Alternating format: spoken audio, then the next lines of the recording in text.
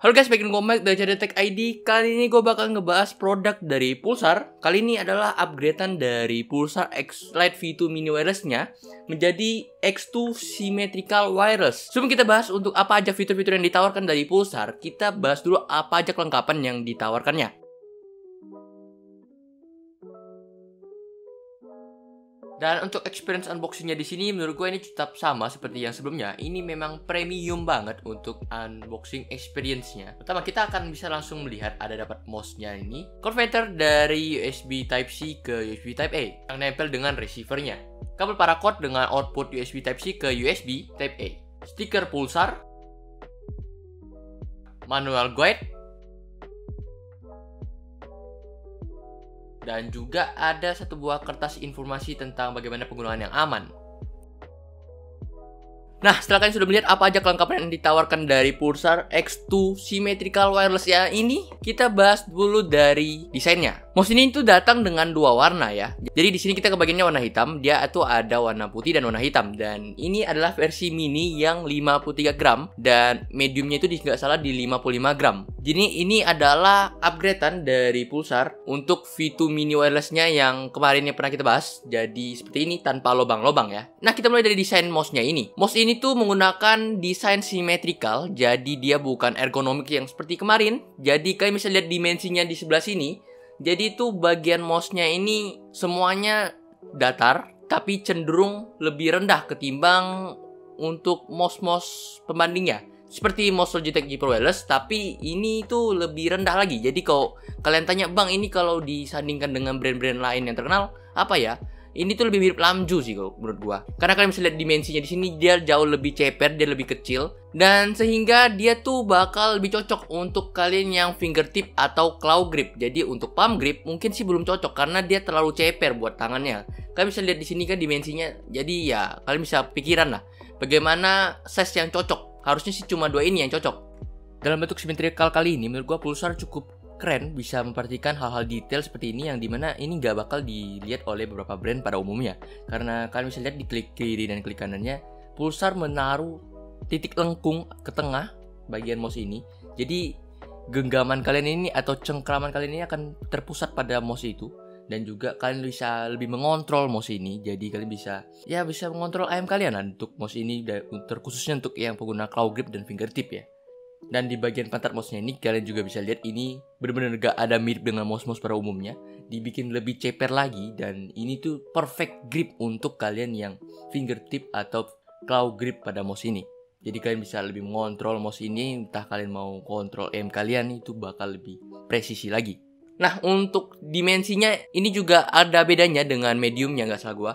Untuk panjangnya, jadi kalian perhatikan dulu kalian cocoknya panjangnya gimana. Tapi kalau kalian yang kemarin sudah nonton V2 Wireless Mini, kemungkinan besar tangan kalian akan cocok dengan V2 Wireless Mini Symmetrical yang kali ini, karena size-nya hampir mirip. Dari segi panjangnya itu juga mirip ya. Lanjut ke bagian bawah mouse-nya, di sini Pulsar nge-upgrade dimana kalian punya tombol DPI sekarang, dan juga seperti kemarin ada switch on off-nya juga. Dan di sini untuk tombol DPI ini kalian pencet itu dia bakal ada RGB di sebelah sampingnya. Bukan RGB sih, warna statik di bagian sampingnya. Jadi kalian bisa lihat ini akan sesuai dengan softwarenya nanti. Kalau masih bawaannya itu dia ada 3 atau 4 warna. Jadi ada biru, merah, hijau, kuning kalau nggak salah gua. Dan kalian juga bisa setting sesuai dengan warna kemauannya kalian sih untuk hal ini. Dan untuk mouse-nya kali ini tuh nggak ada fitur RGB-nya sedikit pun. Karena kalian bisa lihat secara desain di sini betul-betul clean, tertutup, dan hanya ada tulisan Pulsar kecil, itu pun di samping. Hampir tidak terlihat sih. Dan seperti biasa kalian bisa lihat itu kalau mouse-nya Pulsar pasti bagian bawahnya itu bakal bolong untuk biar dia makin ringan. Dan kalian bisa lihat mobonya juga di situ. Masih seperti yang kemarin, Pulsar menggunakan mousepad PTFE yang dimana itu licin dan juga nyaman untuk dipakai ngeflick ataupun bermain game atau scrolling dan lain-lain. Dan ini kabar baik buat kalian yang suka ganti-ganti mouse tapi satu brand. Kalian tidak perlu download aplikasi lain lagi. Kalian cukup pakai Pulsar yang kemarin. Aplikasinya itu link ada di deskripsi. Jadi masih sama dan tinggal colok langsung dia bakal ngedetect mouse-nya ini. Dan untuk software di sini kalian bisa setting banyak hal sama seperti yang mouse yang kemarin gue bahas. XV2 Mini Wireless-nya ini kalian bisa atur makronya, kalian bisa atur lift off distance-nya, kalian bisa atur sensitivity-nya dan lain-lain. Kalian bisa atur semua di situ. Selanjutnya kita bahas untuk mesinnya. Mouse ini tuh menggunakan switch yang sama seperti yang kemarin di X-Lite V2 Mini Wireless mereka. Mereka tuh pakai switch Kailh GM8 yang dimana klik kiri dan klik kanan bakal kerasa banget feel-nya, feedback-nya, dan clicky. Dan untuk responnya juga udah gak ada yang bisa kalian komplain lagi ya soal switch ini, karena memang switch ini tuh banyak banget digunakan di semua mouse pada zaman sekarang sih. Dan kali ini scroll wheel-nya ini beda dengan yang sebelumnya, karena ini kerasa banget bedanya. Dia menggunakan encoder TTC Gold. Jadi kalau nanya apa bedanya, dia itu bakal lebih kerasa stepnya. Kayak kalian naik, itu bakal kerasa step 1, step 2, step 3 naiknya itu. Jadi gak langsung scroll gini, tapi dia bakal pelan gini. Nah, kalau kalian saat paham, harusnya sih paham dengan maksudnya gua, ini dia bakal kerasa stepnya. Kayak kalau kalian nge-scroll tuh pada mouse umumnya pastinya akan ada stepnya tuh. Dan menggunakan TTC Gold ini bakal lebih enak untuk scrollnya. Dan switch makronya di sini ini menggunakan TMWK mechanical. Gua nggak tahu switch apa ini, tapi so far menurut gua ini cukup nyaman dan cukup lembut untuk diklik. Jadi kalau kalian yang suka menggunakan makro seperti gue juga, gue suka makro karena ya kayak nambah-nambah tombol, misalnya itu util, entah itu apa ya kan di dalam mouse kita. Itu masih enak buat dipakai ketika kita butuh cepat. Dan ini juga clicky ya. Nah, selanjutnya kita bahas ke sensor. Seperti yang gue mention di awal, sensor BOS ini tuh adalah sensor terbaru dari kalangan flagship chipset, ya kan.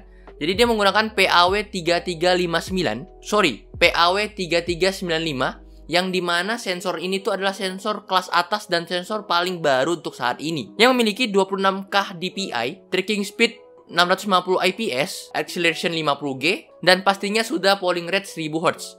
Jadi udah 1 milisecond, jadi gak ada rasa delay lagi harusnya dari sensor ini. Karena ini sensor flagship dan sudah paling baru sensornya. Dan kita bahas lagi tentang bobotnya. Di sini bobotnya itu 52 gram. Dan kita timbang ini memang 53, memang rada aneh ya kita punya timbangan ya. Tapi ini sebenarnya 52 gram kalau kalian pakai timbangan yang lebih realnya. Menurut gua, untuk kerasa atau enggak ketimbang X-Lite V2 Mini yang sudah 55 gram ya, itu kerasanya cukup signifikan sih ya. Kayak kerasa lah bedanya saat kita angkat atau kita geser menurut gua. Tapi kalau untuk sebagian orang yang mungkin gak merasa ini ada perbedaan, ini juga bisa masuk opini ya, karena memang kerasa gak kerasa sih menurut gua. Tapi kalau menurut gua ini memang kerasa sih untuk pada saat kita kontrol mouse ini, pada saat kita main game kompetitif, itu bakal kerasa banget sih menurut gua untuk gua geser-geser crosshair-nya gitu. Sehingga gua masih perlu penyesuaian lagi seperti kemarin tuh. Kita masuk ke kesimpulan aja lah tentang sensor-sensor yang tadi yang gua jelaskan detail. Sensor mouse-nya ini adalah sensor terbaru. Sensor mouse ini juga no delay. Dan untuk scroll wheel-nya ini juga bakal lebih kerasa untuk step per stepnya pada saat kalian nge-scroll. Jadi kerasa banget nge-scrollnya. Dan kalau kalian pakai kabel ini dalam mode kabel pun, karena dia sudah 52 gram, jadi bakal kerasa ringan banget juga. Karena dia memakai kabel paracord yang sudah disediain dari box penjualannya juga. Jadi ya udah gak ada komplain lagi soal kayak tiba-tiba ini mouse berat pakai kabel gitu kan. Gak mungkin.